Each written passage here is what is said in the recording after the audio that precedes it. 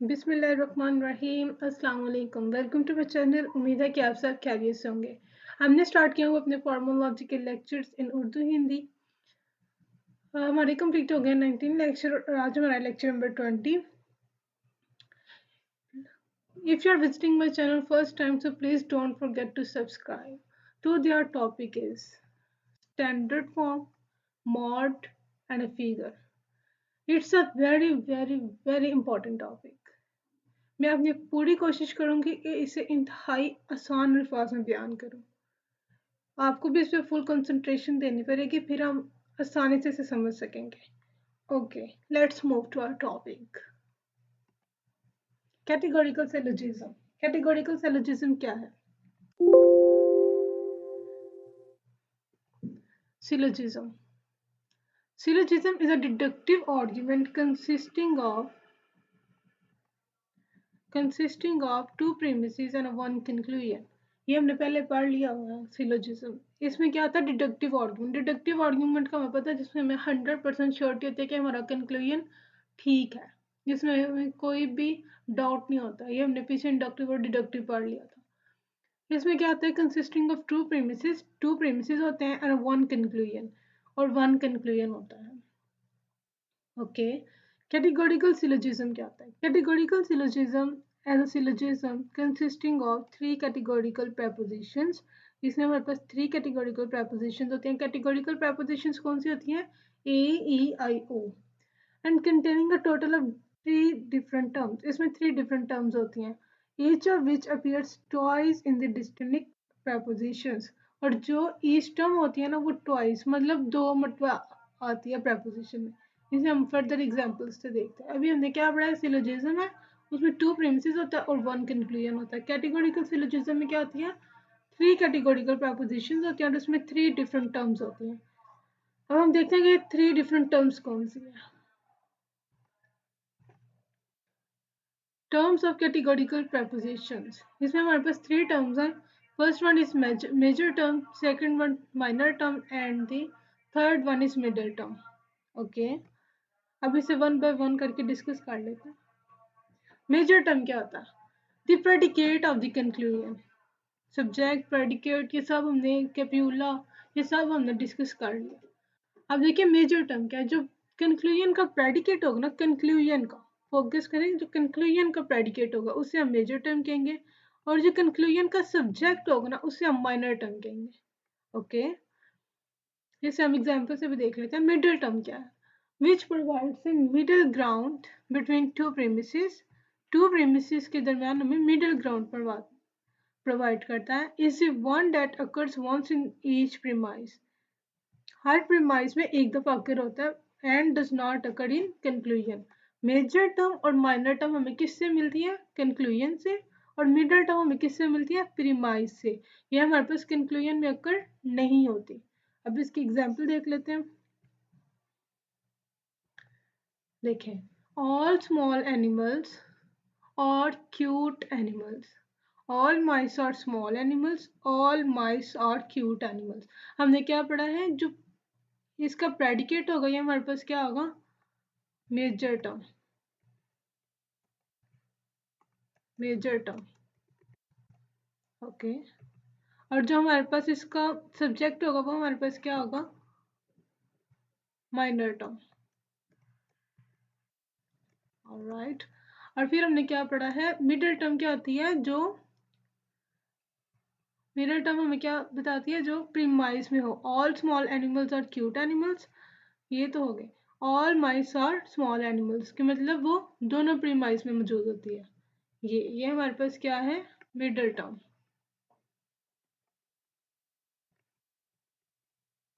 Okay, major term हमारे पास क्या है? Cute animals. क्यूट एनिमल्स, इसका मतलब जो ये जो मेजर और माइनर टर्म हमने कंक्लूजन से देखनी है, और मिडल टर्म हमने किस में से देखनी है? प्रीमाइस में से, प्रीमाइसिस में से। ओके, जो हमारे पास सब्जेक्ट होगा वो हमारे पास माइनर टर्म होगी, और जो हमारे पास क्या होगा? प्रेडिकेट, वो हमारे पास मेजर टर्म। और जो दोनों प्रीमाइसिस में रिपीट हो रही है, दोनों प्रीमाइसिस में आएगी, उसे हम क्या कहेंगे? Middle term. ओके, ये हमें यहाँ पे भी यही लिखा हुआ है। ओके, अब देखते हैं मेजर प्रीमाइस। मेजर प्रीमाइस क्या है? कंटेन्स द मेजर टर्म, ऐसा प्रीमाइस जिसके अंदर क्या हो, मेजर टर्म हो, उसे हम क्या कहते हैं? Major premise. अब देखिए हमारे पास इसमें मेजर टर्म क्या है? मेजर टर्म हमारे पास है क्यूट एनिमल्स। तो क्यूट एनिमल्स किसके अंदर आ रहा है? यहाँ पे। इस वजह से ये हमारे पास क्या है?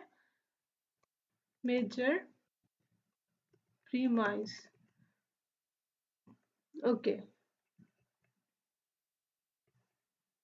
अब इसमें देखिए माइनर प्रीमाइस क्या है? कंटेन्स द माइनर टर्म, जो कि माइनर टर्म पे कंटेन करे, जिसके अंदर माइनर टर्म कंटेन करे वो हमारे पास मेजर माइनर टर्म होती है। अब देखिए हमारे पास इसमें माइस था ना, माइस हमारे पास क्या थी? Minor term. अब माइस किस में आ रहा है? इसमें। इस वजह से ये हमारे पास क्या है? Minor term.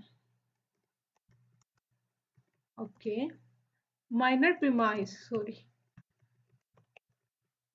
ठीक है, ठीक हो गया। मेजर प्रीमाइस भी हो गया, माइनर प्रीमाइस भी हो गया। अब आ जाती है हमारे पास बात स्टैंडर्ड फॉर्म की। हमारा बेसिकली टॉपिक क्या था? Standard form, mood and figure. अब देखिए स्टैंडर्ड फॉर्म क्या होती है? A categorical syllogism is said to be in a standard form when the following four conditions are met. अगर ये हमारे पास फोर कंडीशंस गिवन है, अगर वो सेटिस्फाई होती हैं, तो हम फिर उसे क्या कहेंगे कि कोई भी कैटेगोरिकल सिलोजिज्म अगर हमारे पास ये फोर कंडीशंस को सेटिस्फाई करे तो फिर वो हमारे पास क्या है? Standard form. Okay, all three statements are in standard form. Three statement कौन सी? Two premises and one conclusion. अगर ये तीनों चीजें हमारे पास कैटेगोरिकल प्रेपोजिशन में है तो इसका मतलब क्या है? हमारी फर्स्ट कंडीशन सेटिस्फाई कर लिया। और कैटेगोरिकल प्रेपोजिशन कौन सी होती है? ए, ई, आई, ओ। The two occurrences of each term are identical. Two occurrences of each term, इसका मतलब क्या है? कि मिडल टर्म, मिडल टर्म किस में होती है? प्रीमाइसिस में। और दोनों प्रीमाइसिस में आइडेंटिकल चीज होनी चाहिए, ठीक है। अब जैसे हमने ये एग्जाम्पल में देखा था, ये देखें, सबसे पहले तो इसकी कैटेगोरिकल प्रेपोजिशन देखें, ए, मतलब ये तीनों कैटेगोरिकल प्रेपोजिशंस में। अब फिर हमने क्या कहा है कि इसमें क्या होना चाहिए? Two terms are identical, small animals, मतलब दोनों में सेम बात हो रही है। अगर यही नहीं होगा, अगर ये सेम नहीं होगी तो फिर तो मिडिल टर्म ही नहीं होगी। इस वजह से हमारे पास क्या होना चाहिए? To occurrences are identical, occurrences को आइडेंटिकल होना चाहिए। Each term is used in the same sense throughout the argument. Argument हमने पढ़ा था, two at least two premises and one conclusion. इस वजह से हमारे पास आर्ग्यूमेंट है। अब हम वो क्या कह रहे हैं? In is used in the same sense, sense same होना चाहिए। देखिए ना, यहाँ पे भी एनिमल्स की बात कर रहे हैं, यहाँ पे भी एनिमल्स की बात कर रहे हैं, और यहाँ पे भी एनिमल्स की बात कर रहे हैं। हमारी sense through out the argument same है, ठीक है। ऐसा नहीं ना होना चाहिए यहाँ पे हम किसी इंसान की बात करें और यहाँ पे हम किसी जानवर की बात करें, तो फिर हमारे पास सेंस सेम नहीं रहती, ठीक है। इस वजह से हमारे पास सेंस भी सेम होनी चाहिए। Okay, this one is very important. The major premise is listed first. जो हमारे पास मेजर प्रीमाइस होता है ना, उसे हम फर्स्ट पे करते हैं, और जो माइनर प्रीमाइस होता है उसे हम सेकंड में करते हैं, एंड कंक्लूजन लास्ट, और कंक्लूजन लास्ट में होता है। अब देखें, अगर ये ऑल स्मॉल एनिमल्स और क्यूट एनिमल्स, इसमें हमारे पास मेजर टर्म क्या है? Cute animals. तो ये हमारे पास क्या है? Major premise. मेजर प्रीमाइस को हमने फर्स्ट पे रखना है, और माइस सेकंड, इसे हमने सेकंड पे रखना है, और जो हमारे पास कंक्लूजन होगा वो उसको हमने किधर रखना है? थर्ड पे, ठीक है। ऐसा नहीं हो सकता कि जो ये माइनर टर्म है ये ऊपर चले जाए और मेजर टर्म जो है वो नीचे आ जाए। अगर आप ऐसा करेंगे तो हमारे पास स्टैंडर्ड फॉर्म नहीं रहेगी, ठीक है। इसको हमने हमेशा चार कंडीशंस को सेटिस्फाई करना ही करना है। ओके, समझ आ गई? स्टैंडर्ड फॉर्म हो गया। अब बात कर लेते हैं मॉड की। मॉड क्या है? Made up of the three letters that identify each preposition. ये हमारे पास क्या करता है? Made up of the three letters, three letters से मेड होता है, दैट आइडेंटिफाई ईच प्रेपोजिशन, जो कि ईच प्रेपोजिशन को क्या करे? आइडेंटिफाई करे। All small animals are cute animals. Identify, three letters होते हैं दैट आइडेंटिफाई ईच प्रेपोजिशन। इसमें हमने यह करना होता है कि जो हमारे पास इसकी फॉर्म्स होती है ना, इसको हमने फर्स्ट लेटर ले लेना है। जैसे देखिए ना, all small animals are cute animals. अब इसकी कैटेगोरिकल प्रपोजिशन देखें कौन सी है, ऑल, एस और पी। तो इसमें हमने कौन सी फॉर्म ली, थ्री लेटर्स कौन से बने, एक, इसका तो एक बन गया ए। अब देखें some mice are small animals, some mice are, some S और पी, तो इसका बन गया I. No mice are cute animals, no S और पी, तो ये हमारे पास हो जाएगा ई।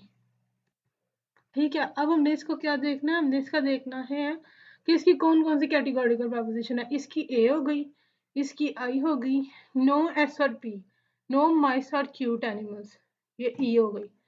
अब इन सब की जो कैटेगोरिकल प्रपोजिशन ए, आई और ई, ये हमारे पास ए आई ई इज अ मॉड। ठीक, ये पीछे वाली बात है। Major premise comes before minor term. हमने पहले बात की जो मेजर प्रीमाइस होगी वो फर्स्ट होगी, जो माइनर टर्म होगी वो सेकंड होगी।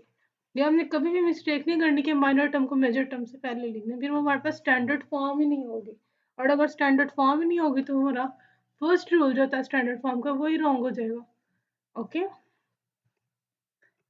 आज हमने क्या पढ़ा, आज हमने सिलोजिज्म पढ़ा है, कैटेगोरिकल प्रपोजिशन पढ़ा, स्टैंडर्ड फॉर्म पढ़ी, उसके रूल्स पढ़े, फिर हमने पढ़ा मॉड। आज के लिए इतना ही, फर्दर डिस्कस करेंगे नेक्स्ट लेक्चर में। If you have any query you can ask me in comment box and you can also DM me on Instagram. And please, if you're visiting my channel first time, so please don't forget to subscribe. And also don't forget to share it because sharing is caring. अब मुलाकात होगी next lecture में, तब तक के लिए अल्लाह हाफिज।